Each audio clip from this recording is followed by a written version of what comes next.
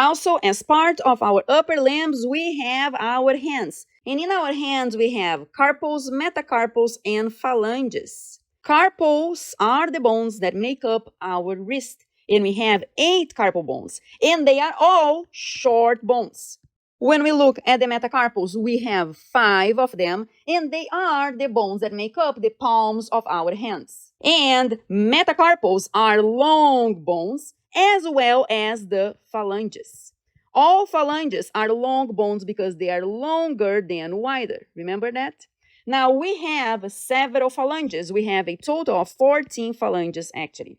Let's start by looking at the carpal bones.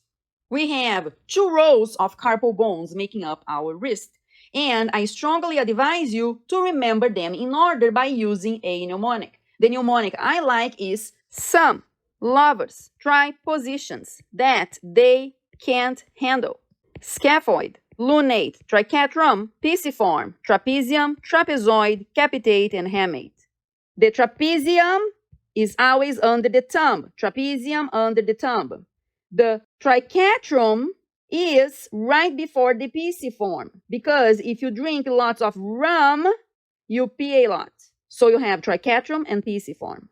The capitate is right underneath your middle finger, because if you stick your middle finger up, I will decapitate you, and you are set. These are the order of the carpal bones when we look in the anterior view. If you follow the same order, you can see here in the posterior view, but then you need to start from right to left. So you have scaphoid, lunate, triquetrum, pisiform cannot be seen very well in the posterior view. You have trapezium, always under the thumb. Then you have trapezoid, capitate, underneath the middle finger, and hamate.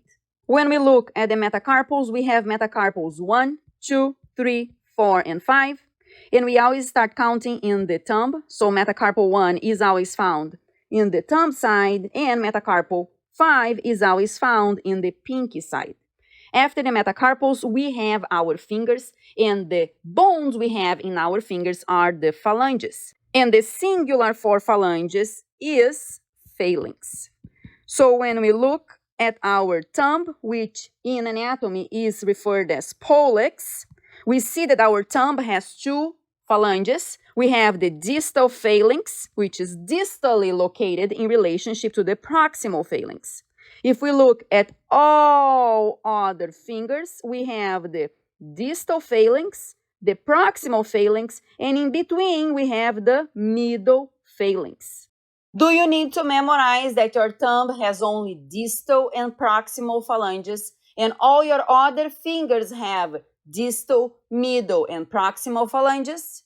No, you don't need to memorize, because you look at your hand and you can see that your thumb folds once and all your other fingers fold twice. And if they fold twice, this means that there is a joint between the distal phalanx and the middle phalanx, and another joint between the middle phalanx and the proximal phalanx. So obviously, in the index, middle, ring finger, and little finger, we have 3 phalanges.